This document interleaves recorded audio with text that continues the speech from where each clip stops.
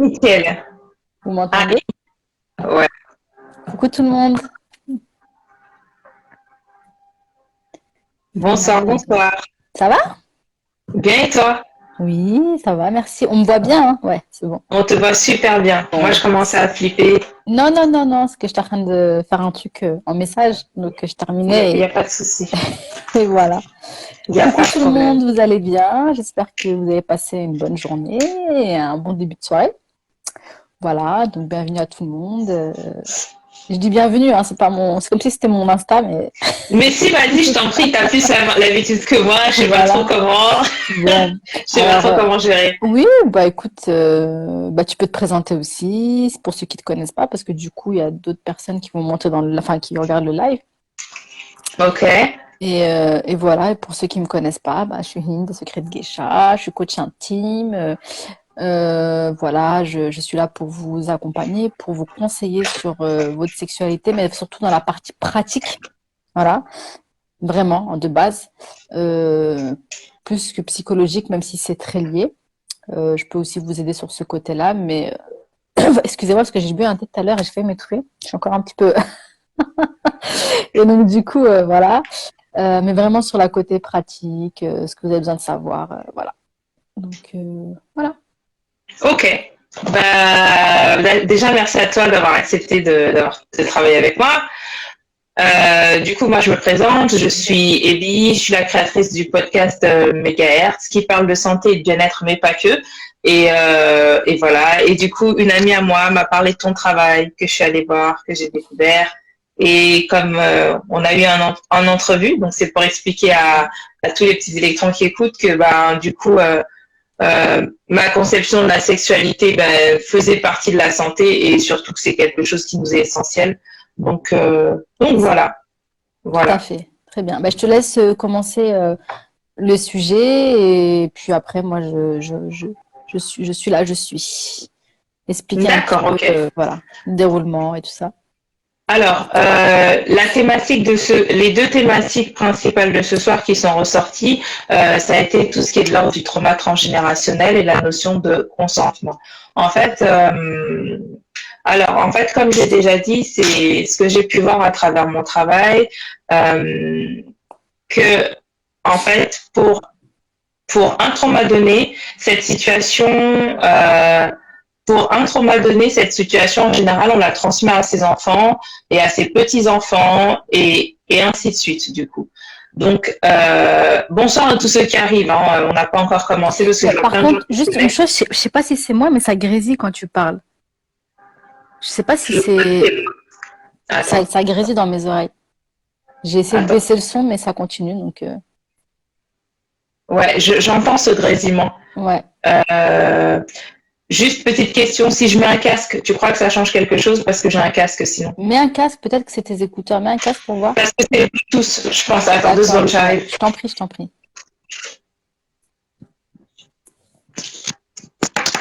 J'espère que vous allez bien, les filles. On attend, on attend, on attend.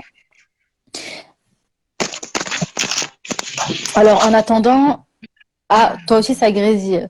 Alors, en attendant, les filles, Alors, chez je moi pense que aussi, ça ça va être. fait un bruit bizarre. Ah bah voilà, donc j'étais pas la seule. Itado coaching aussi. Voilà. Ben, Est-ce que c'est mieux? ah, là, c'est parfait. Voilà. Ok, ouais, c'était le Bluetooth Les qui filles, on gêne. valide toutes, hein. Là, vous entendez mieux, hein. Ok. Désolée, j'essaie de. Il n'y a pas de Ah, souci. ok. C'est- On connaît, on sait c'est quoi. Voilà. Système D. Voilà. Euh, donc il y avait ça et du Le coup pour un consentement. trauma, trauma enfin alors trauma et du coup tout traumatisme est fait sans consentement. Hein. Ça c'est quand même la Bien base. sûr. Donc euh, en fait, donc ce qu'on disait, c'était que les traumas que vivait un individu avaient des répercussions sur sa descendance, mais ça s'arrêtait pas seulement à une génération. C'est ça. Euh, Ça tape minimum sur 3 générations. Et en général, on se rend compte, on parle de trauma sexuel. Hein, je sais pas si j'ai Oui, précisé. on parle de trauma sexuel, mais le trauma sexuel peut être, le traumatisme transgénérationnel peut être autre que sexuel dans tous les cas. On dit aussi qu'il peut être. En fait, il y a trois. Excuse-moi, je Il n'y t'interromps a pas de souci, pour c'est bon, préciser. t'inquiète. En fait, il y a trois sortes de traumas transgénérationnels. Il y a le psychogénéalogique. Donc là, c'est celui-ci qui se transmet de génération en génération. Et là, pour pouvoir essayer de savoir si on est victime ou pas de ça, c'est en parlant avec sa famille, ses parents, ses grands-parents, en connaissant l'histoire de son arbre généalogique, j'ai envie de dire, hein.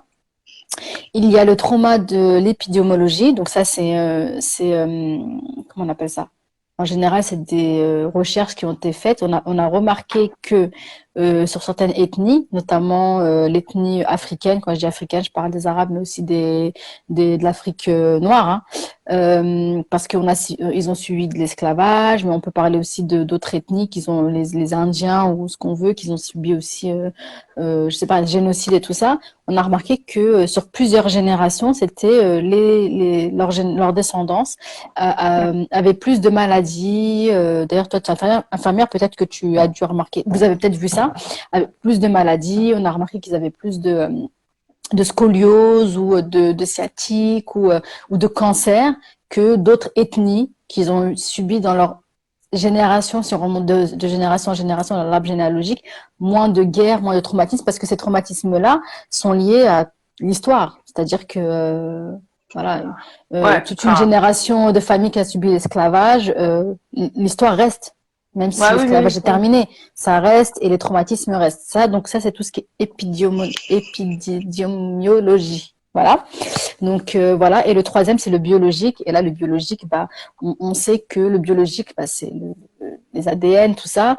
Et c'est pas parce que c'est biologique qu'on peut rien faire, bien évidemment, parce qu'on sait que, par exemple, un enfant qui est adopté, donc c'est pas biologique, mais il a peut-être déjà des traumas au début, mais ses parents adoptifs peuvent modifier ces traumas.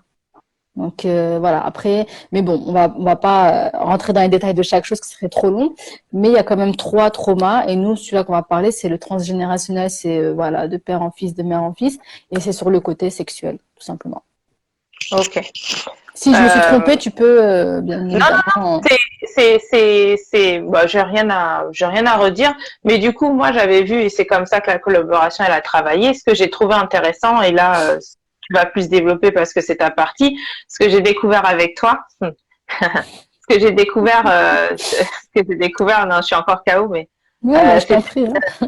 c'était que bah en fait je savais que les traumas se répercutaient d'une génération à une autre et que voilà, mais surtout ce que je trouve intéressant c'est de voir comment ça impacte sur la chair des générations à venir, C'est enfin ça. futures. Et donc là je te rends le Je vais, relais pour je, le je vais coup. te donner un exemple. Cet après-midi, je parlais avec une fille, j'avais un entretien téléphonique et on parlait de ça. Et c'est une fille avec qui je vais voir un live dans pas longtemps et qui est assez suivie sur Mhm, Insta. Et on parlait de ça. Et elle m'expliquait une chose que elle, par exemple, je parlais des traumas. Et elle, par exemple, quand son fils est né, donc on a tous fait, quand notre premier enfant est né, on se lève la nuit, on surveille s'il respire, on met la main, on est là, parce qu'on a peur qu'il se réveille pas, surtout les bébés quand ils viennent de naître, c'est vrai que des fois on a l'impression qu'ils respirent plus. Et mhm, sauf que elle, en fait, c'était encore pire parce qu'elle pleurait, elle était pas bien, elle pleurait, elle faisait des crises de malade. Et en fait, c'était marrant parce que c'était lié au fait de sa maman qui a perdu son premier enfant à 10 mois. Il avait 10 mois. mhm. Donc là, on est clairement dans un traumatisme transgénérationnel. Elle a repris le traumatisme de sa mère et elle l'a subi elle-même pour son premier enfant. Alors que son enfant n'est pas décédé, qu'il n'y avait rien, mais l'angoisse, les pleurs tous les jours, elle dormait plus, elle s'inquiétait parce que le premier est mort de la mort subite du nourrisson quand il était bébé. C'est pour vous dire. Et du coup, de la sexualité, c'est la même chose. Il y a des femmes ou des hommes, mais là, on va plus parler des femmes parce que ça se voit plus chez elles, entre guillemets, Mhm. parce que c'est souvent elles qui viennent parler. Les hommes parlent moins de enfin, sont plus pudiques, Physique, ouais, voilà. physique. Ils osent moins se confier, donc voilà. Mais c'est là que c'est souvent les femmes qui reviennent, qui nous disent, voilà, par exemple le vaginisme, hein. Souvent, il y a des femmes qui sont vaginiques, Ouais. mais c'est un traumatisme qu'elles ont pris de l'arrière-grand-mère, de la grand-mère ou de la mère. La mère avait un traumatisme avant lié au vaginisme, ou la mère avait une peur avant liée à son enfance, ou un trauma n'importe lequel, et elle a transmis ça à sa fille. Et sa fille, elle va avoir la même chose sans savoir pourquoi en fait, sans comprendre pourquoi, parce qu'elle ne l'aura pas vécu directement, mais elle va subir le traumatisme de sa mère. En général, c'est souvent la mère, voilà, ou bien la grand-mère, mais c'est souvent la mère, parce qu'on porte l'histoire de nos parents. Et elle va se retrouver avec des problèmes dans son couple, dans sa sexualité, dont elle ne saura pas d'où ça vient. Et c'est marrant parce que je pense que même les sexologues et tout, les psychologues, ils sont tellement habitués à faire de la psychologie, mais pure, c'est-à-dire que parfois, je crois que on rentre dans une routine. C'est-à-dire que même en tant que professionnel, on est peut-être tellement habitué à voir plus ou moins la même chose que quand une personne va nous voir avec un mal, on va lui dire non, bah c'est ça que tu as, alors qu'en fait c'est autre chose. On va peut-être oublier de lui dire que bah est-ce que c'est pas justement, tu vois ce que je veux dire? Prendre le temps de d'étayer en fait, de gratter Voilà, pour c'est ça. trouver les Voilà. Alors c'est possible. Enfin, ouais, pourquoi? Parce que j'ai pu observer ça plusieurs fois sur certaines choses et aussi avec les filles qui viennent me parler. Et puis aussi, je pense que bah l'époque fait que les gens maintenant, c'est plus, enfin voilà, il y a plein de choses qui se passent et on prend plus trop de temps comme avant. Comment le traumatisme se transmet?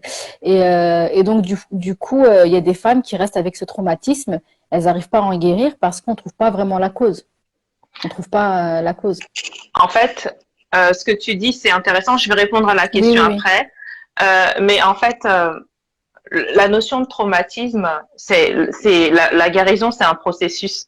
On peut te trouver la cause, mais si toi t'es pas prêt, si toi l'individu traumatisé t'es pas prêt aussi à être dans cette démarche, parce que c'est pas parce que je te donne la réponse, c'est pas parce que je te donne la réponse que tu vas en guérir. Ça veut dire que toi aussi, en fait, l'individu qui cherche une solution à son problème doit être dans une démarche aussi de.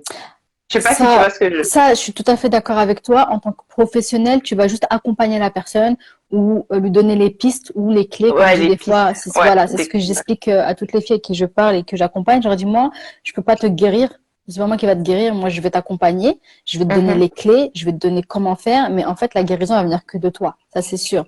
Ouais. Mais en fait, ce que je voulais dire, c'est que des fois, même nous, en tant que professionnels, je pense que on peut être tellement habitué à voir, par exemple, une femme qui va me voir acheter, par exemple, je vais voir 10 filles qui vont me dire, ouais, je suis perte de désir, perte de libido. Peut-être qu'à force de voir ça tout le temps, on va oublier, tu vois, de voir le des schéma, pistes. en fait, ouais. Voilà, tu comprends? La routine. Oui, oui, bien sûr que je vois. Voilà, c'est ça. Voilà, c'est ça, c'est plus ça que je voulais dire. Mais c'est vrai que dans tout ce que tu dis, il faut le préciser parce que souvent les gens pensent qu'en venant nous consulter ou demander notre aide ou en les accompagnant, on va les guérir. Non, quand tu vas chez le médecin, il ne te guérit pas. Il te donne des médicaments pour t'aider à guérir. Donc c'est la même chose. En fait, le médecin, quand tu vas, il te prescrit. Il va venir te voir, il va te dire voilà, bah s'il se trompe pas, hein, ou tu as ça, tu as ça, tu as ça. Bah je vous fais une ordonnance et avec ce traitement, il y aura une possible guérison. Mais suivez bien le protocole de guérison, c'est-à-dire prenez 2 fois le. Voilà, on connaît les protocoles. Voilà. Sûr, ouais. Puis voilà, faut faire comme ça, surtout, attention madame. Et si tu reviens au bout d'un mois que t'es pas guéri et que tu commences à dire, mais est-ce que vous avez suivi le traitement? Ah bah non, ah bah tu suis pas le traitement, comment tu veux guérir? Moi, je peux pas venir chez toi et te mettre le médicament dans la bouche ou te demander de faire les exercices si c'est de la kiné ou je ne sais quoi. Donc c'est la même chose dans chaque guérison. C'est très important ce que je dis parce que souvent les gens peuvent être amenés à mettre toute leur confiance dans le professionnel. Ce qui est, voilà, ce qui est mauvais. C'est un être humain, ça reste un être Voilà, ça reste un être humain. Ce qui est mauvais, ça reste un être humain. Et lui aussi, il a peut-être des problèmes, lui aussi, voilà. Mais il va faire en sorte de vous apporter les clés pour de la guérison, mais bien faire en sorte de mettre en place ces clés-là pour guérir. Voilà, tout simplement. Voilà, ça c'est la chose. Pour répondre à la question comment le traumatisme se transmet, en fait, je me permets de répondre. Hein, oui, je t'en prie. Le traumatisme, c'est tout simple. C'est un jeu inconscient que tu transmets en tant que, par exemple, tu es l'enfant de quelqu'un, tu es élevé par la personne qui t'a mis au monde, ou peu importe que ce soit une tante ou peu importe qui. Cette personne qui va t'élever va t'inculquer des valeurs, mais elle va aussi te transmettre des choses inconscientes. dans chaque famille, il y a des interdits. Chaque famille, tout le monde a ses codes en fait. Et peut-être que dans ces jeux inconscients, on va te transmettre certains traumas. Par exemple, là on parle de trauma sexuel, mais moi l'exemple que j'aime bien prendre, c'est les traumas politiques. En fait, disons que tu as vécu un génocide.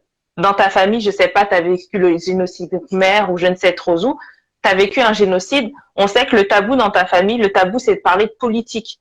Quand on voit des documentaires et qu'on te dit qu'il y avait 5 enfants et que tu avais les flics qui arrivent à l'arrière et que tu étais obligé de noyer le dernier bébé, faut y remettre dans le contexte que c'est super violent de noyer son propre enfant pour sauver les 4 autres et toi et ta femme, ben tu le fais. Mais le trauma qui reste, en fait, dans l'éducation, c'est de te dire que on ne parle jamais de politique et tu parles jamais, et surtout pas de ça devant les enfants. Parce que les enfants, un enfant, ça parle, ça n'a pas la même conscience qu'un adulte. C'est comme ça que se transmet. C'est ça. C'est ça. Et j'irai même plus loin. Il se peut, en reprenant même l'exemple que tu viens de donner, tu peux créer un trauma dans la génération qui arrive, ayant une peur, par exemple, de la police. Tu vois, oui, aussi, oui, bien sûr. Ils vont avoir une peur de la police parce que comme il y aura eu un trauma par rapport à ça, que c'est à cause de la police, ils sont venus et voilà, et on a dû pour se protéger, et ils peuvent avoir, mais inconsciemment, hein, eux-mêmes, ils vont pas comprendre pourquoi à chaque fois ils ont peur, ils sont pas dans un commissariat de police, je sais pas, tu vois, et c'est comme ça que se transmet le traumatisme. Le traumatisme. Ouais, Voilà. exact. Et c'est pareil pour le traumatisme sexuel. Donc, il suffit que dans une famille, un sujet soit totalement tabou ou qu'on n'en parle jamais. C'est-à-dire que, voilà, à la maison, c'était tellement tabou que ça mettait mal à l'aise tout le monde, ou bien qu'il y avait même de la violence, parce qu'il y a plusieurs degrés après, hein. On peut transmettre des traumas comme ça. On peut aussi transmettre des bons traumas, hein, c'est-à-dire des bonnes choses. Mais c'est vrai que généralement, on transmet souvent ce qui se met en avant, c'est les traumas avec des blocages, avec des problèmes. Donc voilà. Et chez la femme, souvent, c'est la perte de désir ou le manque de désir, le vaginisme, voilà, la perte de confiance en soi. Donc, par exemple, je sais pas, une mère qui, si un enfant toute sa vie, il a vu ou il a entendu sa mère qui manque de confiance en elle ou voilà, qui se rabaisse continuellement, l'enfant va hériter de ça en grandissant et dans sa vie de femme, ça sera la même chose. Elle-même va se cacher, elle sera pas bien en couple et tout ça. Donc ça aussi. Et ça, c'est important de savoir casser ces traumas. Alors, il y a des médecins qui maintenant mettent en place, et même des professionnels de santé qui mettent en place des schémas pour casser les traumatismes. Je répondrai aux questions après, hein, qui mettent en place des schémas pour casser les traumatismes. Et là, vous pouvez les consulter si vraiment on vous diagnostique ça et que vous voulez casser le schéma, parce que parfois, le schéma peut se reproduire tellement de fois que ça peut briser plusieurs lignées. Après, juste plusieurs lignées, mais un tel schéma, le schéma transgénérationnel, on parle, nous, on parle sur la mère ou la grand-mère, mais ça peut durer des siècles, en fait. Ah oui, tout à fait. Ça peut durer des siècles, parce que je voyais les questions, enfin, voilà, je précise bien. Et quand ça dure des siècles, que ça soit, c'est pour ça que là, on parle de épidémiologie. Parce que souvent, ce que je disais tout à l'heure, l'épidémiologie, c'est quand ce schéma-là, il traverse des siècles et que là, vraiment, il peut atteindre une famille, s'inscrit dans le temps. Je vais donner un exemple. Il y a une fille que je connais qui travaille dans le vaginisme, elle avait expliqué une fois. Et là, on est dans le pur. Là, on est vraiment dans le blocage et vraiment transgénérationnel, mais à 100%. C'était une fille qui souffrait de vaginisme depuis très longtemps, donc qui n'arrivait pas à avoir de rapport sexuel avec son mari depuis des années. Et un jour, au cours d'une séance, elle discutait comme ça, comme d'habitude. Ils avançaient dans les séances. Et la fille, elle lui dit, écoute, moi je comprends pas. Enfin, ça, elle butait. Elle lui dit, je sais pas. De toute façon, franchement, ça sert à quoi en gros, que je guéris et que j'ai un rapport sexuel avec mon mari si c'est pour avoir un enfant mort-né. Et là, la professionnelle que je connais lui dit, comment ça, un enfant mort-né? Elle lui dit, oui, dans ma famille, de génération en génération, le premier enfant de chaque fille, quand il naît, il meurt à la naissance. Mais ça, c'était sa mère comme ça, sa grand-mère comme ça. Apparemment, ça existe dans certaines familles, c'est comme ça. Oui, voilà. Et du coup, elle, en fait, elle s'était mise dans la tête que son premier enfant, automatiquement, va mourir à la naissance. Donc, qui dit rapport sexuel, dit grossesse. Qui dit grossesse, dit décès. Dis-moi, elle a tout bloqué. Voilà, elle a tout bloqué. Et là, on est vraiment dans un pur schéma transgénérationnel, de trauma transgénérationnel. C'est pour vous dire à quel point ça peut être fort, quoi. Et du coup, attends, j'ai juste vu des questions. Oui, je vois aussi des questions qui passent. Qu'entendez-vous par bon trauma? Je pense que le terme, c'était pas vraiment bon trauma, c'était bon schéma. Parce qu'il y a des bons schémas. Mais en gros, c'est ça. Bah, c'est simple. Le bon schéma, c'est exemple, papa est notaire, maman est avocate, vous rencontrez sur les bancs de la fac, vous avez 19 ans, vous vous mariez 2 ans après, vous avez votre premier enfant qui est bien portant, il y a de l'argent dans la famille, il y a de l'amour dans la famille, enfin tout ce genre, voilà, la petite maison dans la prairie. C'est le bon schéma, c'est ce à quoi tout le monde aspire, quoi. Enfin, voilà, c'est ça, on va reproduire la même chose. Voilà. Pendant des générations, famille de nantis, etc., etc. Enfin, ça, c'est ça. C'est ça, voilà, ça c'est voilà. Donc comme quoi, il n'y a pas que des mauvais schémas, mais bon après, on retient souvent les mauvais, parce que c'est plus en avant. Donc voilà.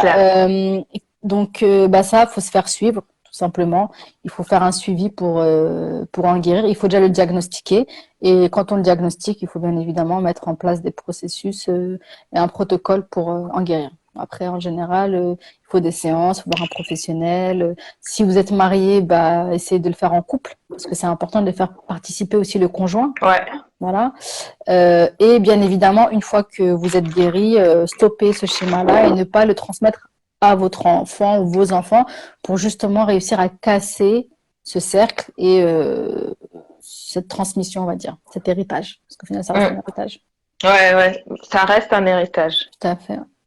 Donc voilà, mais je vois pas trop de questions sur le sujet. Si une mère fait passer les hommes avant ses enfants et que ses filles ont un dégoût des hommes, c'est un trauma transgénérationnel.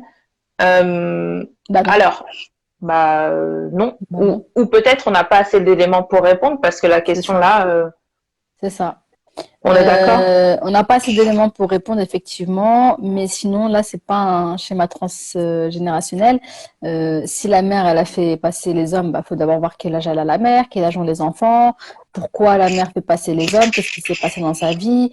Voilà, il y a plein de choses qui rentrent en compte, mais peut-être, ça peut être un schéma transgénérationnel si la mère elle-même a vécu un traumatisme avant et que elle aussi, sa mère faisait passer des hommes avant et que les enfants n'étaient pas prioritaires. Et voilà, ça peut être aussi ça peut être un schéma aussi au final, oui.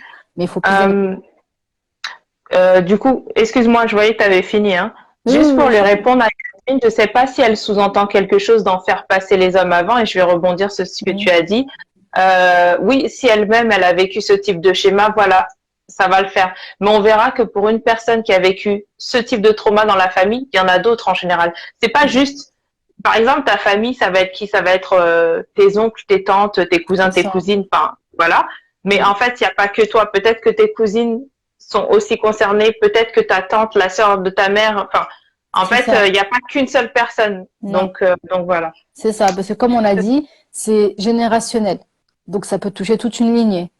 Parce que ça ne vient pas que de sa mère, peut-être ça vient des grands-parents qui, eux, venaient déjà d'eux, donc ça peut toucher vraiment plusieurs personnes. Après, ça touche pas tout le monde en même temps, mais ça peut, voilà, tout à fait.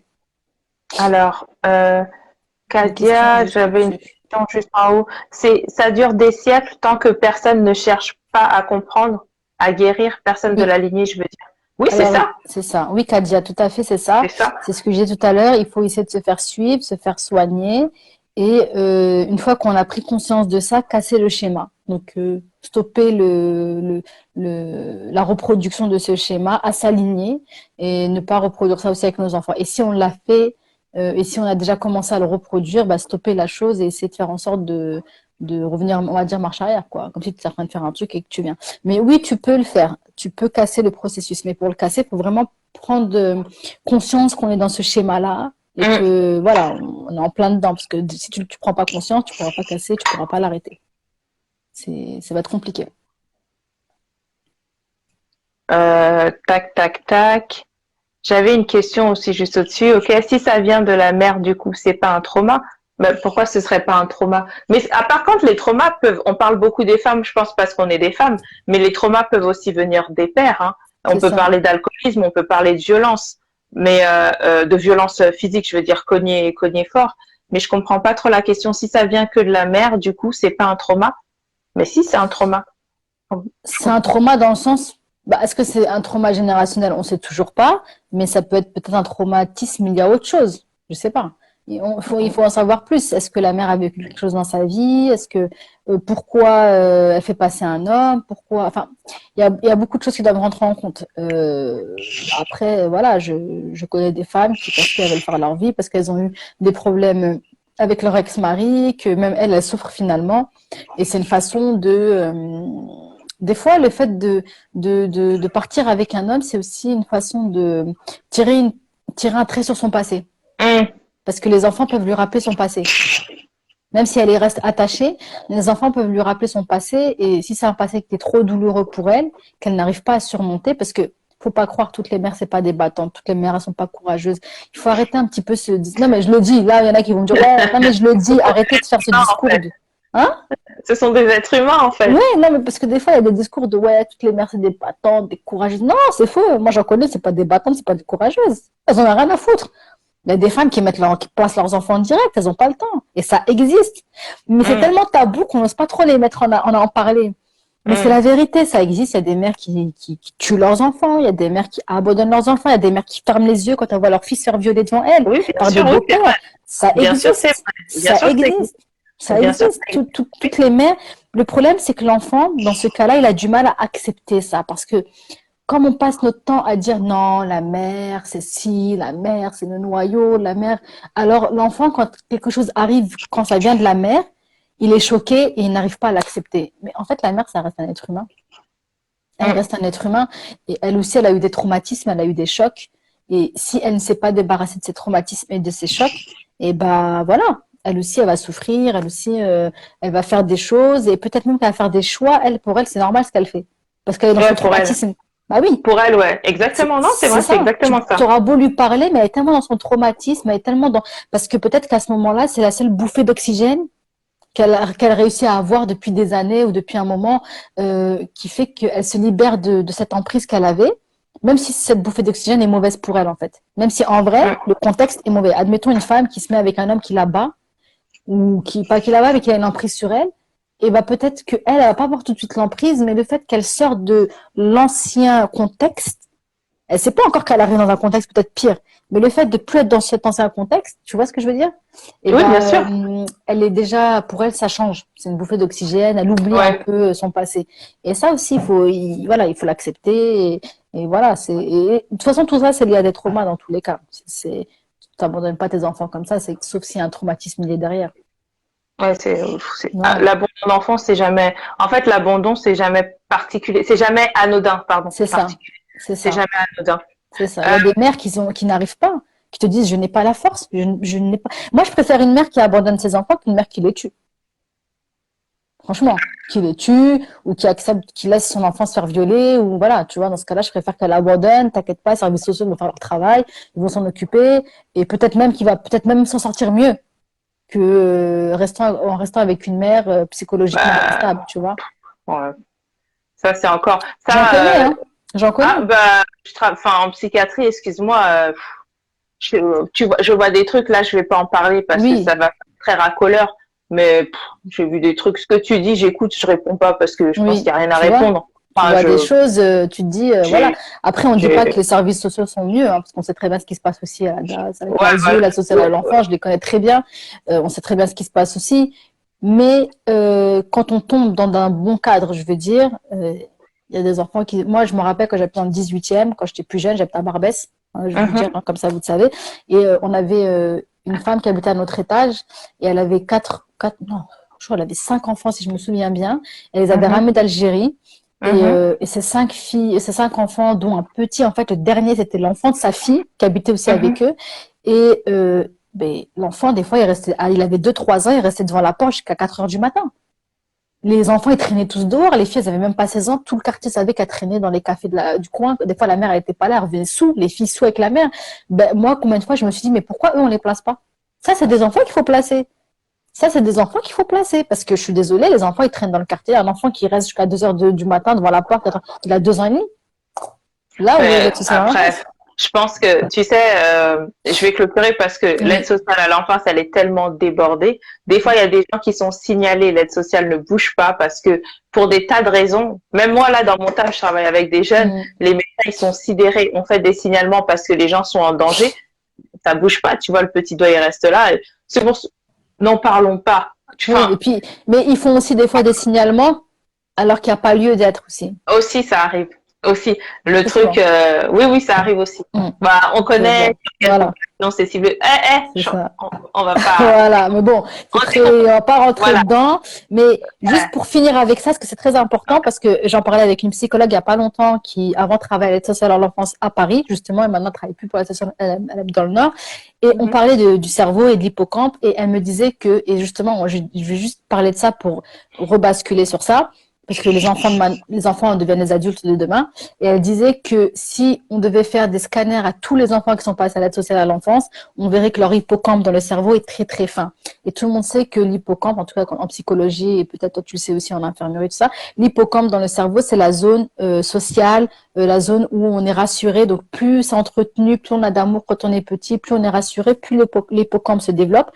Et plus on est traumatisé, et c'est là qu'intervient aussi le traumatisme transgénérationnel, parce que l'hippocampe peut rétrécir quand on nous transmet le traumatisme de nos parents, et même dans le ventre, même intra-utérin. Donc la mère est enceinte, l'enfant commence déjà à récupérer tous les traumatismes de la mère, et on s'en rend compte au scanner maintenant, avant on ne le faisait pas, et on voit que l'hippocampe est très très fin. Ça, c'est aussi un signe. Voilà, comme ça, vous savez, la preuve scientifique. Scientifiquement approuvé. Voilà. Alors, attends, j'ai vu d'autres questions. Alors, attends, il y en a une qui est un Julie Hare. Dans certaines communautés, les traumas sont vus comme de la sorcellerie. Les personnes de ma famille ont conscience du problème, mais voient cela d'un côté uniquement spirituel. Ça va partir en sucette cacahuète, là. Ah, moi, j'ai toute une théorie là-dessus. Je te laisse la main. Vas-y, je t'écoute d'abord, parce que moi, sinon, je vais partir loin. Non, mais alors là, moi, je suis d'origine africaine, je pense que africaine, ouest africaine. Attends, je de quel pays? Je suis du Togo, d'accord? Je suis du Togo. Yesu Christ, même comme Yesu, oh Jésus, les soirées de délivrance, tout ça, je connais. Les veillées de délivrance, je connais. Maintenant, depuis que je travaille en psychiatrie, j'arrivais même à un moment où je disais à un collègue, c'était un papa Timal, mais qui allait lui, il était à fond dans Dieu. Lui, il était à fond dans Dieu, il comprenait pas les autres religions. Il faisait des trucs de ouf, je l'aimais bien. Il disait... il a raison d'être à fond dans Dieu, finalement. Attends, j'ai pas fini ma phrase. Mon collègue, il me disait, il était à fond dans Dieu, il disait, les hindouistes, ces gens-là, ils sont perdus, ils croient en plusieurs dieux. Il faisait des trucs de ouf. Après, il parlait des musulmans, il disait les musulmans. Bref, quand je te dis que c'était un vrai... Dieu, il parle pas trop des musulmans en ce moment, c'est mieux pour lui. J'ai pas dit son nom, mais en fait, ce que je veux dire, il était marrant, il était à fond dans son truc. Et pas les vieux, là, les anciens, qui sont à fond dans leur truc, bref. Et on a vu tellement de patients délirer. On voyait des Arabes qui déliraient. On voyait des Noirs africains qui déliraient. Vraiment. Et puis, il y a un moment, tu te dis, mais est-ce qu'ils sont maudits, ces gens-là? Franchement, ça fait mal au cœur. C'est bien au-delà de ta religion. Alors, les rebeux, ça allait être tout ce qui est djinn. Oui, nous, chez nous, on dit c'est les djinns. C'est vraiment possible. Les Noirs africains, là. Musulmans, pas musulmans. Ouais. C'était la sorcellerie. Ok.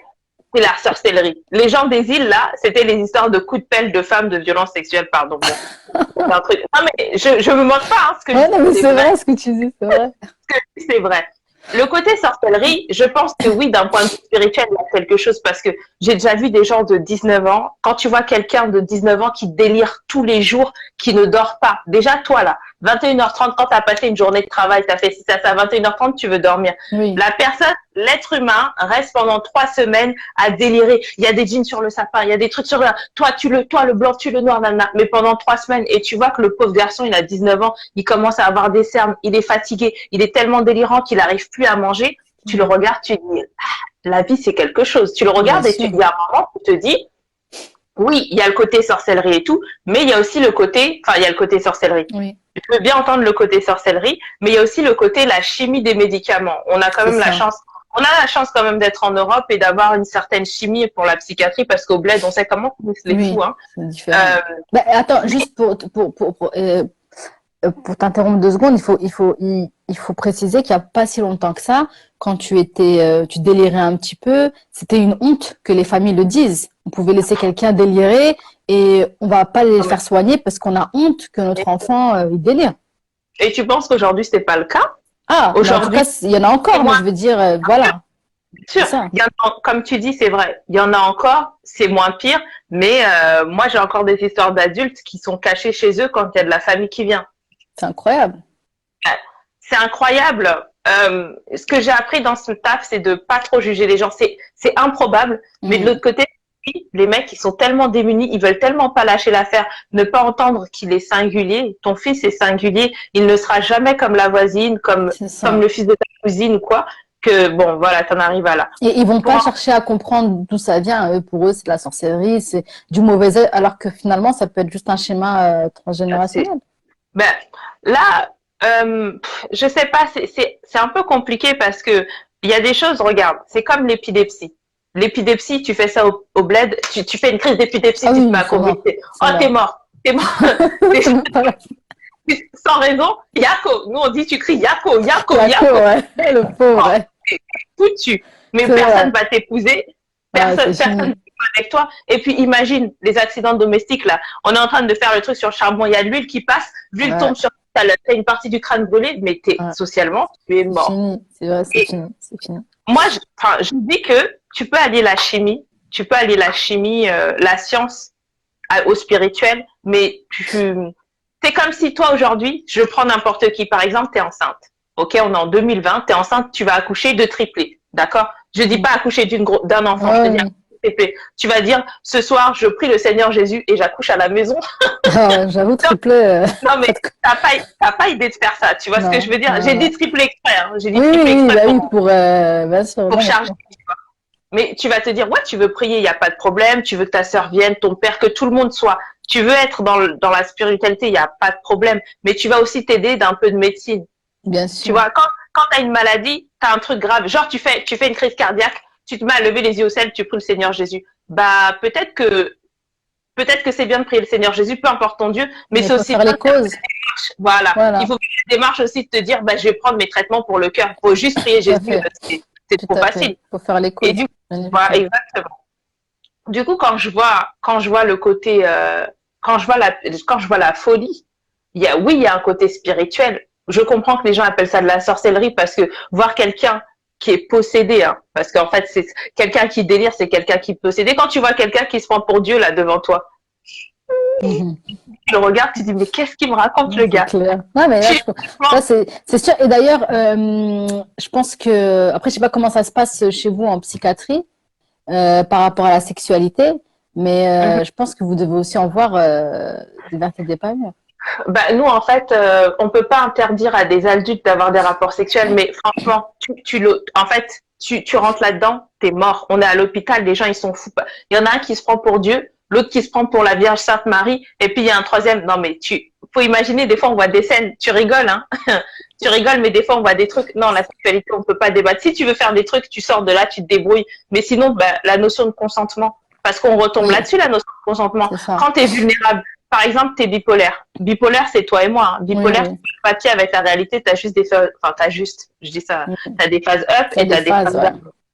Quand tu es up, là, tu vois des gens qui sont avocats, je te jure, c'est vrai. Des gens qui sont avocats, BCBG. Ils sont up to the night. Tu vas en chambre d'isolement, ils sont sur le boudin, torse nu avec les seins. Baise-moi. Mais il faut imaginer, je te jure, c'est vrai. Et tu les regardes, tu dis, ah, et maintenant qu'ils ont couché avec tout le monde dans le service, ça, c'est quand ils étaient up, ils étaient en phase manie. C'est la maladie qui veut ça. Bah oui. Maintenant, ils sont redevenus eux-mêmes. Comment tu peux assumer que tu étais là, docteur machin, baise-moi, pas assumer. Mais t'as déjà couché avec les gens. Mais en fait, le truc, non, on rigole. Non, mais ça me fait rigoler parce que j'imagine la scène. C'est horrible. Nous, on rigole. Franchement, tu vois ça, c'est marrant. Mais quand la personne, elle redevient elle-même, faut imaginer, toi, là, on est devant une caméra, on fait nos coups, et tu redeviens toi-même, tu dis, moi, j'ai couché avec ça. Et en plus, tu couches sans protection. Ça veut dire que tu as plein de risques. Il y en a qui se mettent vachement en danger, il y en a qui font des parties à gogo, up to the night, il y en a qui vident leur compte. Du coup, bah oui, tu peux vider ton compte. Tu peux vider ton compte. C'est pas ce que tu fais en fait. Exactement, tu sais pas ce que tu fais. Du coup, pour en revenir à la question de la sexualité, nous, on le prohibe énormément parce que ça, il y a trop de dérives. Et puis, tu as des gens qui ont des hépatites, tu as des gens qui ont du sida. Hmm. Si tu commences à aller dans la chambre d'à côté, que tu le refiles à tout le monde et que toi, tu t'en vas et que tout le monde refait sa vie, mais Bah oui, tu peux pas. tu peux Non, c'est pas sûr. survivre. Et en fait, tu es tellement vulnérable, c'est ça que je voulais dire. La notion de consentement implique que tu ne sois pas vulnérable. Toi, C'est ça. imaginons, tu prends quelqu'un tu prends quelqu'un d'une trentaine d'années, tu es OK pour avoir un rapport avec quelqu'un de 50 ans, il n'y a pas de problème, c'est Oui, votre bien délire, sûr. ça vous regarde. Par contre, tu prends une nana, et puis c'est déjà arrivé, des gens tout juste majeurs, tu mets ton enfant à l'hôpital, et la personne revient avec une grossesse. C'est comment? Ça se passe comment? Ah là, c'est Oui, la merde. Là, c'est le bazar. La famille porte plainte. Mais bah oui. attends, ma fille, elle est vulnérable. Comment se Hmm. fait-il elle est venue sans grossesse, elle repart avec une grossesse. On fait comment? Qui est Bah, c'est ça. responsable? Elle est Bah ouais, vulnérable. bien En sûr. fait, c'est comme, tu sais, la notion de vulnérabilité, c'est comme un enfant. Tu demandes pas à un enfant de choisir. Tu sais, c'est tous les débats qui sont Oui, passés il y a 2 ans en train de dire, sur on était en train de la pédophilie et compagnie, ouais. l'État français, exactement. Quand l'État français était en train de négocier l'âge de la majorité sexuelle au rabais, c'était Sexuelle, qui est extrêmement d'ailleurs, grave. qui était à 16 ans et qui est passé à 13 ans, c'est ça? Mais non, c'est pas passé. C'est Ils pas voulaient le passé. passer, mais Ouais, c'est de ouf. les gens, mais Mais 13 c'est ans, mais n'importe comment quoi. à C'est 13 n'importe ans, on te quoi. dit de ranger ta chambre, tu dis oui. À 13 ans, je te dis va te laver, tu dis oui. À 13 ans, tu dis Ouais. oui, en fait. En fait, t'es vulnérable. Tu peux pas dire qu'à 13 ans, tu consens que t'as un petit copain de 30 ans. Ben Excuse-moi. non, non, non, non. Mais en fait, bon, là, on va sur un autre débat, mais en fait, c'est juste que ça fait un peu société pédophile quand même, en fait. Ben, en Ça, fait, je pense que, en fait, justement, on va juste de parler de ça et retourner rapidement sur le ouais. consentement, parce que il y a quelques années, j'avais lu une étude sur ça, des médecins, des psychologues qui racontaient, qui expliquaient un petit peu l'évolution de la sexualité dans la société. Mhm. C'est-à-dire que avant, par exemple, c'était tout à fait normal qu'un homme et une femme couchent ensemble, et que si c'était en dehors du mariage, c'était vu par toute la société comme mauvais, hein. Mhm. Ensuite, ils ont expliqué qu'ils ont intégré avec notre ouais, on revient sur Il y le a sujet. Ouais. venir. Et ensuite, ils ont expliqué qu'après, il y a eu justement tout ce qui était LGBT. On nous a fait accepter ça. Bah, d'ailleurs, maintenant, il y en a partout. Et ensuite, ils expliquaient que, en fait, il y avait la pédophilie. Et en fait, la Mhm. pédophilie, qu'en vrai, que maintenant, les spécialistes ne le mettent plus en. Bah voilà, pour eux, c'est pas genre un truc hors la loi, que c'est. Voilà. Non, pour eux, c'est un genre de sexualité. Ils sont en train de faire rentrer ça dans la tête des gens. Et comment ils font ça? En essayant justement de mettre des lois comme ça, qui vont commencer à dire, voilà, la raison sexuelle à 13 ans.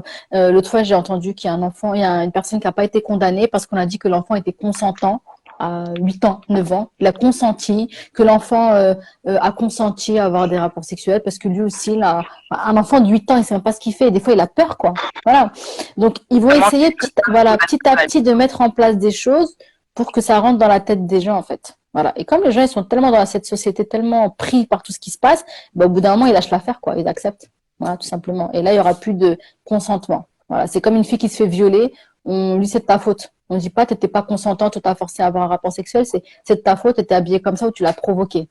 Mhm. Mais elle n'était pas consentante, en fait. Elle a dit non. Donc, elle ne voulait Mhm. pas. Donc, Ouais, c'était pas le consentement. peu Voilà. importe la tenue, il n'y a pas de C'est débat, ça. en fait. Mais pour en venir rapidement au transgénérationnel, j'avais vu une fille qui avait marqué qu'elle a été vaginique, mais qu'elle n'avait pas de Ah traumatisme oui. transgénérationnel. Et, en fait, je voulais lui dire que bah, c'est pas, on n'a pas dit que le vaginisme était tout le temps lié à ça, hein. C'est peu que ton vaginisme est lié à autre chose, mais en tout cas, souvent, ça peut être aussi lié au traumatisme transgénérationnel.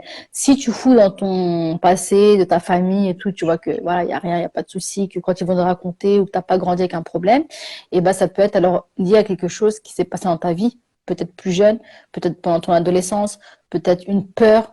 Depuis que tu es jeune, on te dit ouais, la première fois, ça va être dur. Ou, enfin, voilà. Il faut, il faut en parler. Il faut creuser pour savoir quelle est la raison de ton vaginisme. Ça peut être aussi un problème avec ton mari. Ça peut être si le mec il est toujours en train de, tu vois, la descendre, manque de confiance en soi, peut se bloquer. Donc il y a plein de choses. Mhm. Voilà, ça, on ne dit pas que c'est toujours transgénérationnel, mais que souvent ça peut l'être. Voilà. Mais il faut savoir pourquoi, simplement.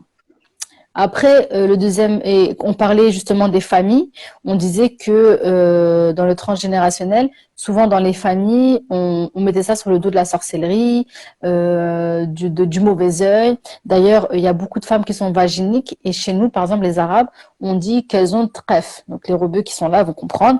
Trèfle, on dit qu'elles sont cadenassées. La sorcellerie. D'accord, On ouais, leur a fait un cadenas pour qu'elles n'aient pas de rapport sexuel. Ça s'appelle ouais. trèfle. Et non, c'est pas du trèfle, voilà, c'est du vaginisme. Mais ils le savaient pas, ils ne le savent pas. Donc c'est pour vous dire, ça c'est l'ignorance en fait. Hein. C'est l'ignorance quand on n'a pas, voilà, on n'a pas appris sur le sujet et que nos parents n'ont pas appris. Eh ben, c'est l'ignorance. Et si toi tu arrives demain et qu'ils sont tous ignorants, que tu arrives avec une réponse à ça, ils peuvent même te rejeter en fait. Ils peuvent même te rejeter parce qu'en fait ça ne les arrange pas trop. Parce que quand tu viens, tu te dis, ouais, finalement, c'est pas de la sorcellerie, mais c'est parce qu'il y a un traumatisme dans notre famille. Tu vois Tu veux pas, Depuis, tu remets en cause toute la famille quand tu tu remets arrives en avec cause toute la famille, là. Tu vois Tu remets en cause les parents, les grands-parents. Comment ça, il y a un traumatisme? Bah oui, tu sais, toi, quand tu m'as raconté ton histoire, tu vois, t'as oublié, maman, tu m'as dit ça, et puis même, tu vois et du coup, tu remets en cause, et eux, ils acceptent pas. Il y a des familles qui vont pas accepter. Donc c'est délicat. Mais je pense qu'en faisant, voilà, en étudiant, en faisant que tout le monde partage certains messages, petit à petit, ça va se, ça va se libérer. voilà, tout à fait. Moi, je n'ai jamais eu de choc, j'ai jamais eu de relation sexuelle. Bah donc, si tu n'as jamais eu de relation sexuelle, comment tu sais que tu es vaginique ou bien tu n'as jamais réussi à avoir de relation sexuelle, je voulais dire. Si j'ai mal quand j'ai une pénétration, c'est du vaginisme. Après, mon copain, c'est un black bien monté.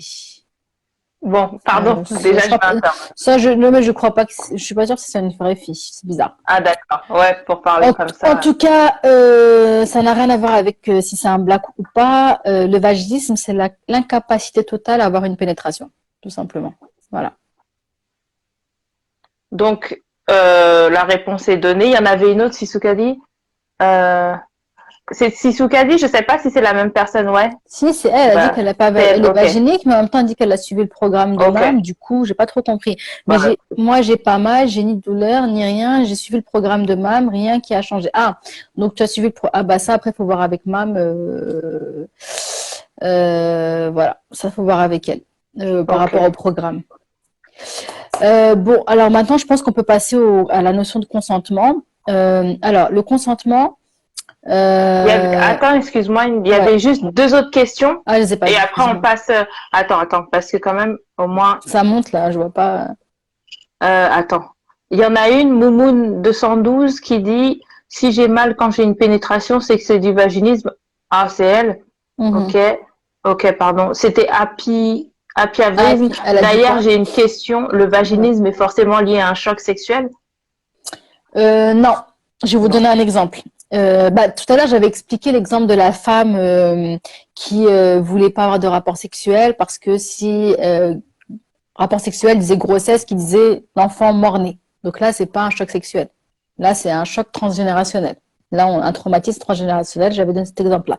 Maintenant, je vous donne un autre exemple d'une femme. Une fois, une fille, bref, une cliente à moi était venue me voir et on parlait de sa sœur qui venait d'accoucher et elle m'explique que voilà, sa sœur, depuis qu'elle a accouché, elle souffre elle savait pas que c'était du vaginisme. Et quand elle m'a expliqué, je me dis, oui, bah, ta sœur a fait du vaginisme. Parce qu'on peut très bien avoir déjà eu des rapports sexuels, mais avoir du vaginisme par la suite. Ça peut arriver, parce qu'on peut avoir un traumatisme par la suite. Ça peut arriver. Et donc, du coup, quand elle m'a expliqué, c'est parce qu'en fait, elle ne connaissait pas le sexe de son bébé. Elle a fait volontairement de ne pas le connaître jusqu'à la naissance. Et quand l'enfant est né, je crois qu'elle voulait un garçon et elle avait encore une fille, un truc dans ce genre-là. Et ça l'a tellement choquée, mais tellement choquée que pendant genre les 6 premiers mois de la naissance de son enfant, elle n'arrivait pas à avoir de rapport sexuel, de pénétration. Et en fait, au fil des 6 mois, ça a commencé à se défaire tout doucement. Parce que je pense que c'est au moment, à force que c'est bon, elle se faisait à l'idée qu'elle avait un garçon, qu'elle l'aimait, qu'elle prenait le temps de le découvrir. Tu vois, enfin qu'elle avait une fille ou je sais plus c'était quoi. En tout cas, c'était pas le sexe qu'elle voulait. Cet enfant, et ben son corps, le traumatisme qu'elle a eu, s'est relâché. Et elle a pu, au bout d'un certain temps, tu vois, réavoir une relation sexuelle normale. Mais là, on n'est pas dans un traumatisme sexuel, on est dans un traumatisme, dans un autre choc, un choc émotionnel. Mais c'est toujours exact. la même chose. On est lié, c'est toujours lié à la même chose. La grossesse, c'est la fécondation et ceci et cela. Enfin, voilà quoi. Yep. C'est intéressant parce Euh, qu'on se rend compte que le corps le vaginisme, de toute façon, c'est c'est une- très lié au cerveau, c'est au c'est la tête. psychologique. C'est C'est la incroyable, tête. hein. Le vaginisme, c'est la tête qui bloque. C'est vraiment ça. Est-ce que vous avez des conseils à donner sur comment annoncer, parler de mes traumas en famille? Faut-il mettre les pieds et dire alors est-ce que Ça dépend des euh, familles, hein. pardon, c'est sexuel. Enfin, je connais pas ta famille, mais moi, Ouais. je me vois pas Alors, autour d'un plat. Enfin, moi, je pense que ça dépend les familles déjà, comment vous en parlez habituellement. Et peut-être, bon, maintenant, je pense que tout le monde a WhatsApp, tout le monde a le téléphone. Je trouve que c'est bien d'envoyer des liens, tu sais, des vidéos pour qu'ils ouais, c'est pas bête. regardent. Ouais, parce que du coup, tout le monde va être intéressé à écouter ça, mais peut-être pas en Ouais. famille, tu vois. Ouais. Mais peut-être C'est envoyer une vidéo, ça peut être intéressant. en famille, c'est un peu lourd quand même, je trouve. Voilà. Donc voilà. Quelle est la question de Julie? Je vois des trucs. Euh, Non, pardon. Bref, on continue. Excuse-moi. Tu voulais continuer. Pardon. Alors, du coup, ouais, je t'en prie. Bah, la personne qui parle de sexe masculin black, tu peux la bloquer même, hein. Je suis sûre que c'est un mec. Comment? Ça, c'est des Bien mecs en sûr. général, c'est pas des filles, hein. Bien sûr. Ensuite, ou bien les filles, arrêtez de lui répondre tout simplement et il va quitter le live.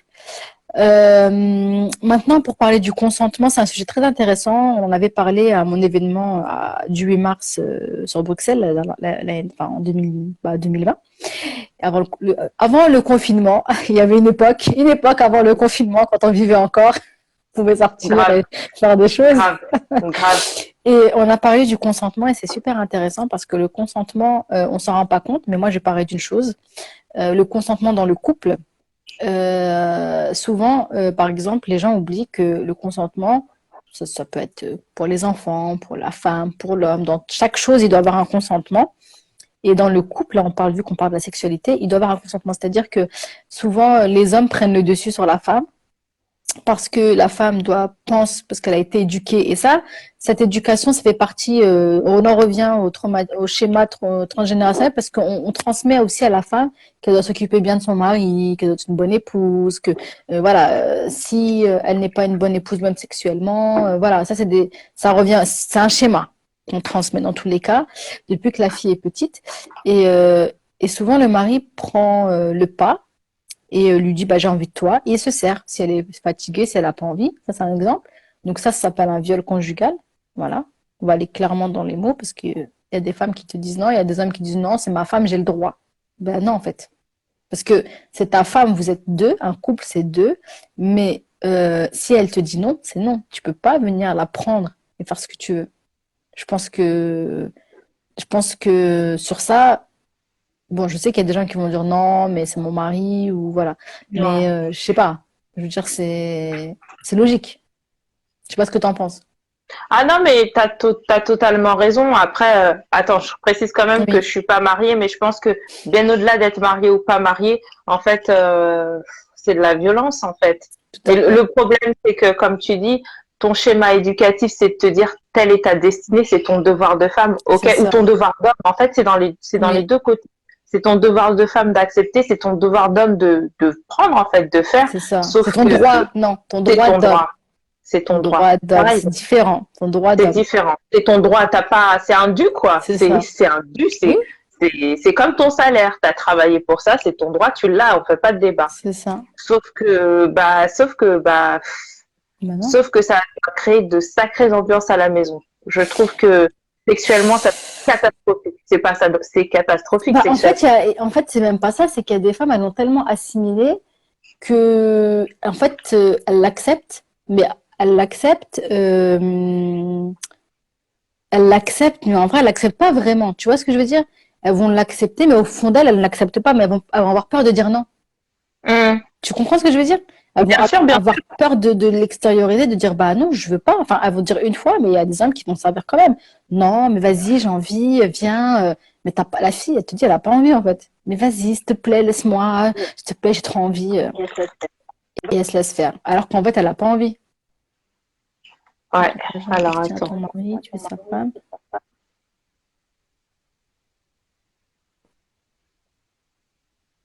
On a des titres de, oui, c'est vrai. Merci, Tado. Merci, Tado. Oui, c'est vrai. On a des titres de propriété sur personne. Ouais, tout à fait, tout à fait. Et autant le consentement est pour l'homme et la femme, mais autant ça va aussi pour les enfants et ça va pour toute chose, hein. Grave, c'est Mm. trop. Il y a des hommes, j'ai déjà parlé avec eux sur ce sujet, et pour eux, franchement, quand tu leur demandes, pour eux, c'est normal, hein. Mais vraiment. C'est-à-dire que bah, ils te disent carrément, mais c'est ma femme, je fais ce que je veux. Ah Mais ouais, vraiment, ça va ok. jusqu'à là, c'est ma femme. En fait, on aurait dit qu'ils ont acheté un iPhone. Tu vois, c'est mon téléphone, je fais ce que je Ouais, veux. ouais, ouais. C'est ça, Bah, mais c'est même pas limite, c'est du merci, viol. voilà, c'est du Ça viol en s'appelle un fait. Ça, viol c'est du conjugal et viol. c'est, oui, ça s'appelle un viol conjugal et c'est puni par la loi. Parce qu'avant, c'était pas puni. Avant, c'était pas, tu vois, c'est pas très longtemps que c'est enfin reconnu. Ça s'appelle du viol conjugal et c'est puni par la loi. Parce que je suis désolée, quand tu prends quelqu'un de force, c'est un viol. Et que tu le prends par pénétration vaginale, anale, ou que tu le forces à faire une fellation, ce que tu veux, c'est un viol. Si c'est les femmes, des Oh, fois, on pas. non, bon, Oui, petite effectivement, blagounette. bon. Non, Ouais, il faisait une blague, hein, je le connais. Il est juste détend l'atmosphère, mais nous, on est ah. sérieux là en fait. On est sérieux, on est très, Mais après, très mais dans intelligent. un sens, non, mais dans un sens, il a peut-être aussi raison, parce qu'il faut pas croire, hein, tous les hommes n'ont pas tout le temps envie. Faut arrêter cette idée reçue Oui, c'est aussi vrai, des hommes c'est vrai. qui ont tout le temps envie, tu sautes dessus, c'est bon. Non, c'est pas vrai. Il y a des hommes qui veulent pas, il y a des hommes qui sont fatigués, c'est comme la femme. Et c'est vrai aussi que on a besoin du consentement de l'homme. Après, c'est vrai que bah, c'est un peu plus différent parce que l'homme, en général, voilà, il faut pas beaucoup pour l'exciter, on va dire. Tout de suite, il va te donner son consentement, ouais, tu vois ce que je veux dire. Ouais, Mais c'est vrai que la femme, bah, c'est délicat parce que en fait, on s'introduit dans la femme, tu vois. ouais, oui, C'est oui. quand on s'introduit c'est bizarre quand C'est même, tu différent. vois. Mm. Mais en tout cas, il était sérieux, ton Ah, ami. ah, c'est sérieux. Ah, excuse-moi, pardon, Peut-être je savais pas. mais peut-être qu'il a Mais vécu un développe, s'il te traumatisme, hein. plaît. On ne sait pas, tu peux nous témoigner, hein. Oui, la preuve avec l'actualité, le type qui a tué sa femme parce qu'elle voulait passer à la casserole et pas lui. Ah bon?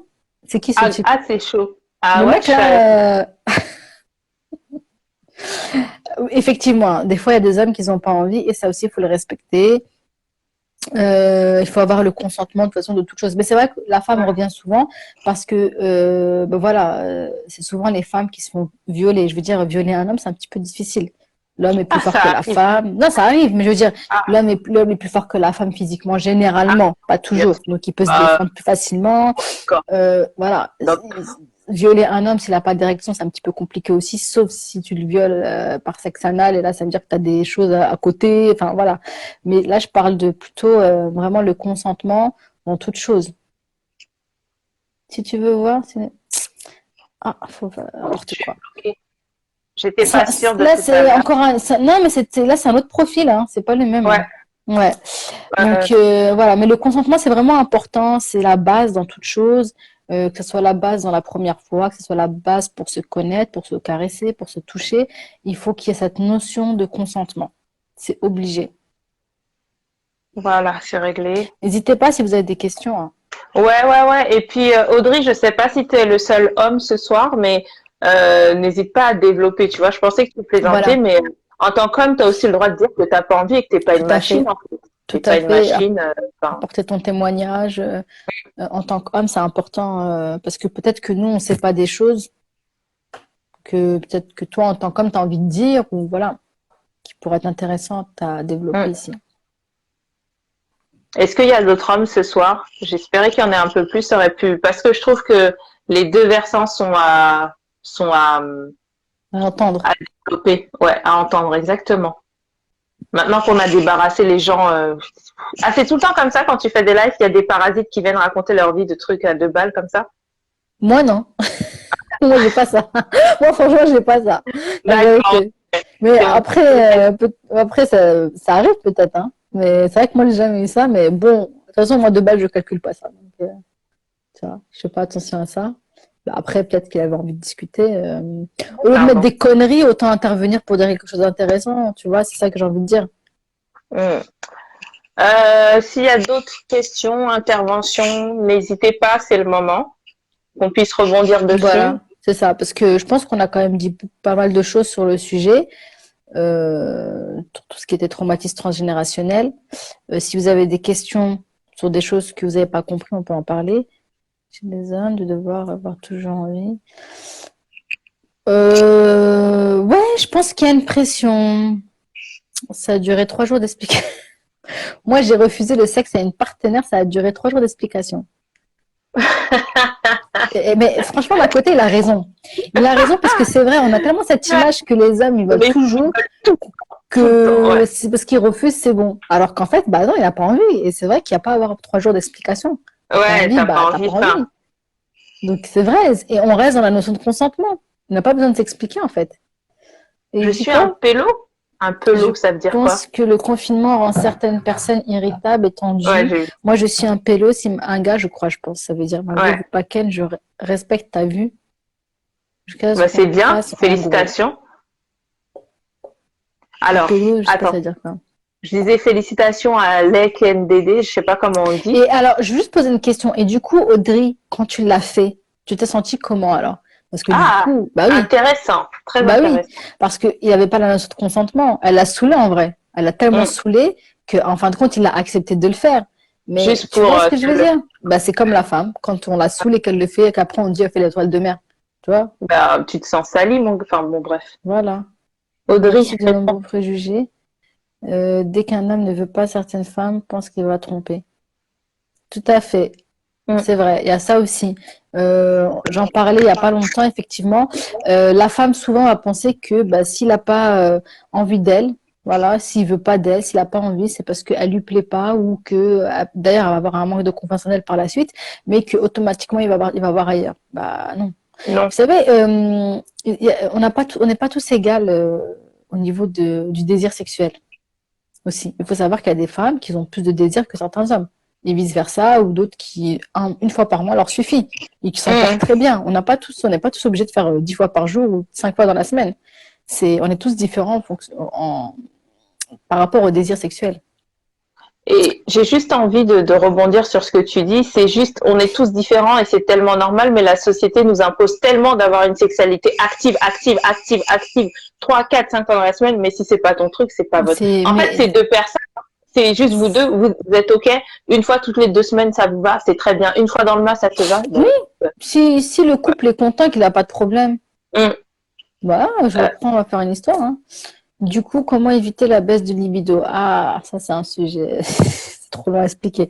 La baisse de libido, c'est tout un truc, les filles.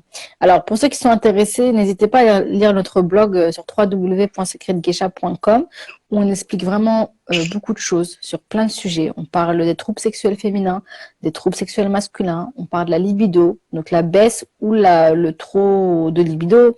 On parle vraiment de, voilà, bon, enfin, les orgasmes, le clitoris, on explique beaucoup de choses. Et il faut savoir que la libido, elle varie déjà, elle peut changer. Certaines choses influent dans ta libido. Ça peut être, par exemple, si tu prends une pilule. Moi, je parle plus pour la femme, par exemple. Ça peut être un contraceptif, ça peut être une maladie, la thyroïde. Ça peut être, en général, qu'est-ce qui contribue, ou qui aide ou qui n'aide pas la libido? Bah, c'est ton mode de vie. Si tu es trop fatigué, tu es trop stressé, c'est mort, c'est c'est foutu. mort. Voilà, ta libido, voilà, tu manques de sommeil, des nuits blanches. Souvent, les femmes après la grossesse sont fatiguées, sont cassées. C'est souvent là qu'elles viennent me voir. Voilà, avant la grossesse, j'étais tout le temps. Et puis depuis que j'ai accouché, voilà, bah oui, t'es en nuit blanche, tu nourris ton enfant, tu lui donnes le sein, tu dors pas beaucoup. Ça, c'est des facteurs. Tu stresses et les gens ne le savent pas forcément. Et ça, c'est aussi des facteurs de baisse de libido. Mais c'est pour la femme et aussi pour l'homme. Voilà, l'homme aussi, quand il travaille trop, il est fatigué, il est stressé. Voilà, lui aussi peut avoir une baisse de libido et ne pas avoir envie, ne pas avoir d'érection même, carrément. Donc voilà, la libido est régie par plusieurs facteurs. Voilà. Et donc pour éviter la baisse de libido, bah, avoir une bonne hygiène de vie, ne pas avoir d'enfant, je dirais.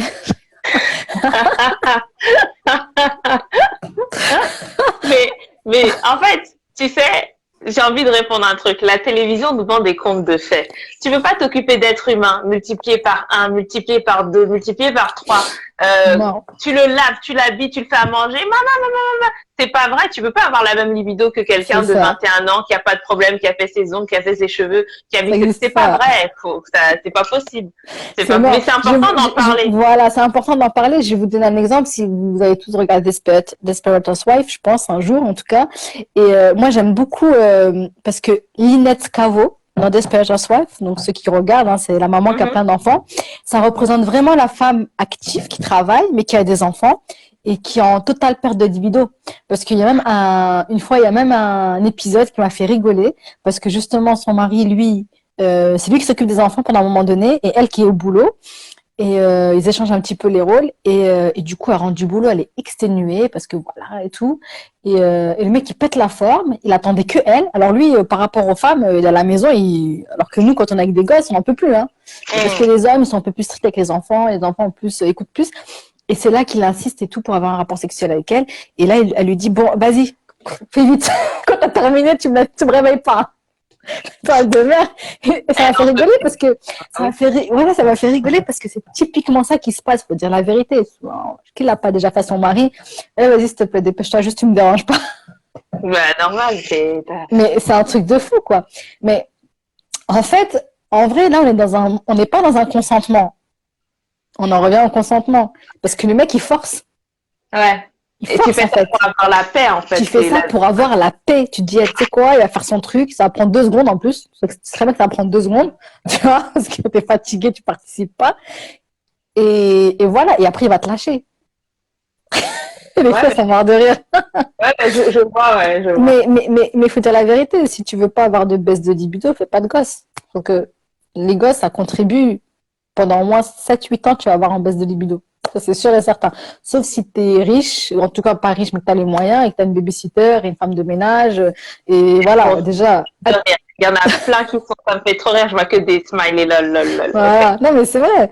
Si tu as une femme de ménage, une babysitter qui t'aide, là, tu auras moins de baisse de libido parce que bah, à côté, tu pourras te ménager du temps.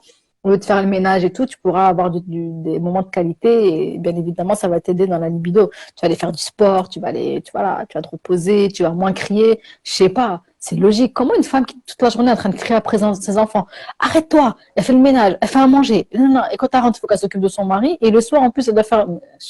Tu peux pas. T'as fini ta journée, tu veux juste dormir. Tu pries juste pour que ton enfant, il dort, pour que toi, tu vas dormir. Et t'as le mari qui arrive, chérie, j'ai envie. T'as envie de le tuer, t'as envie de l'écraser sous l'oreiller. Tu peux pas. Donc, les filles, un conseil, si vous voulez la libido, bah, vous choisissez, c'est soit les enfants, soit. Tu peux pas tout avoir. Voilà. Ouais, tout à fait. Après, je sais plus s'il y avait des. Alors, attends. Oh, oui, attends. Mais c'est bon, je crois qu'on avait répondu à toutes les questions. Donc, oui, voilà, on a fait le tour. Ouais. Voilà, on a fait le tour. Je pense qu'on a répondu à toutes les questions. De toute façon, n'hésitez pas. Si vous avez des questions, moi, je suis disponible sur Secret de Geisha. Comme j'avais expliqué avant, je suis coach intime. Donc, j'aide les femmes. T'as la même façon de parler aussi. Ah bon? Subhanallah.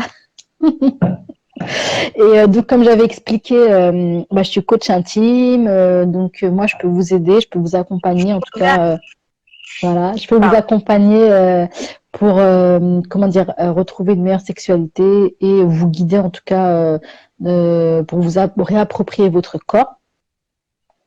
Ce qu'on propose chez Secret de Geisha, donc on a un love shop pour ceux qui connaissent pas, on vend des produits pour la sexualité et aussi on fait de l'accompagnement, donc on a plusieurs formats d'accompagnement, notamment sur le lâcher prise. Et de toute façon, vous pouvez les retrouver sur notre Instagram, dans les stories permanentes, dans coaching. Merci Audrey, c'est gentil.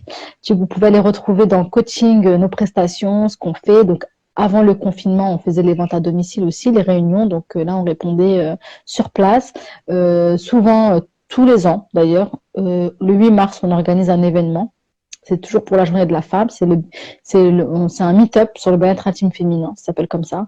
Et on en fait un tous les ans. Bon, là, je pense pas qu'on va en faire un parce qu'on est déjà au mois de décembre pratiquement. Et on n'a encore rien commencé dans les préparations. Donc, ce sera pas avant 2022, je pense, le prochain.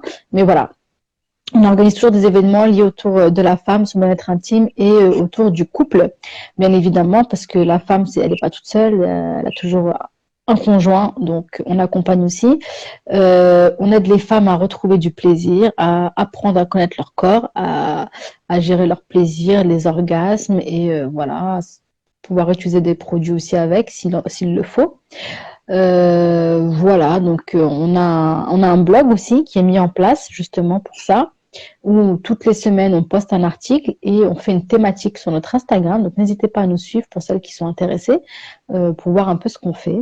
On essaie de gérer et traiter tous les sujets comme on peut. Voilà, et s'il y a des sujets qui sont trop compliqués pour nous, alors là on vous oriente vers des professionnels qualifiés, tout simplement, dans ce domaine-là, ou en tout cas on vous conseille d'aller voir des professionnels qualifiés dans ce domaine-là. Parce que moi je suis coach intime, mais je suis pas psychologue en fait, hein. Donc je peux pas gérer tous les problèmes parce que j'ai des femmes. En fait, ce qui se passe, c'est qu'elles sont tellement habituées à me suivre sur Secret de Geisha et à me parler que des fois elles me contactent pour d'autres thématiques. Donc moi, je peux pas m'approprier des rôles qui ne sont pas les miens. Je veux bien vous répondre, vous aider et tout, mais après quand ça commence à être un peu plus c'est pas mon travail. Donc voilà, chacun fait ce qu'il peut et chacun a ses qualifications. Voilà, j'espère avoir répondu un petit peu au questionnement peut-être sur mon sujet. Je sais pas. Qu'est-ce que t'en penses? Déjà, moi je tiens quand même. J'ai l'impression que c'est fort, ça hurle pas trop, non? C'est Non, bon, ok. c'est bon, ouais. Ok. En tout cas, je suis vraiment contente d'avoir pu t'avoir en invité. Je suis un peu fatiguée. Bon, t'as compris. Il est tard là. Parce que, ouais, pardon. Non, mais en tout cas, comme tu gères, en tout cas, ce sujet-là, je pense que ça a donné plus de corps aux propos et j'espère que ça a plu aux invités Aux aussi. abonnés, ouais, j'espère Aux qu'ils ont aimé. abonnés. J'espère qu'ils ont aimé le sujet. Ouais. On n'a aucun retour. On a voilà. Je pense qu'il y en aura un message privé parce que souvent, en tout cas, moi, je sais qu'après les lives, souvent, j'en ai aussi un message privé, j'ai des messages. Donc, peut-être que tu en auras aussi, mais en tout cas, n'hésitez pas, les filles, c'est le premier live. Non, ça va. Et donc, du coup, attends, je vais en profiter parce que j'ai oublié de parler pour ceux qui me connaissent pas. Je suis la créatrice du podcast Mégahertz que vous pouvez retrouver sur ma page en lien dans la bio. Donc, voilà. Donc, si vous avez des questions, moi, je réponds aux femmes et aux hommes. J'ai pas de problème pour ça. Ouais, voilà, pareil en MP. Du coup, qu'est-ce qu'on fait? On arrête là? Oui, on va arrêter parce qu'il est tard et j'espère que vous avez aimé le sujet du traumatisme, du trauma transgénérationnel. Voilà. Donc, pour une fois, on a parlé d'un autre sujet que d'orgasme et de clitoris. Ouais, ça change. Oui, ça voilà. change. Donc, et puis, je pense que, mine de rien, ça doit être plus instructif que l'orgasme et le clitoris parce que c'est encore les dictats de la société, au plaisir, machin. Bon, bref. C'est ça. Après, moi, je suis pas. C'est un sujet, on en reparlera une autre fois, mais c'est vrai que moi, les histoires de dictats, je suis un peu. Tous les comptes féministes sur Insta, je suis pas trop pour. Donc, voilà. Ça, c'est encore autre chose. On en reparlera. Ok, sans problème, avec le plus grand des plaisirs. Bonsoir, ciao tout le monde. Bonne soirée, bonne nuit tout le monde et à bientôt. Ciao. Merci. À bientôt. Ciao. Bye bye. Ciao.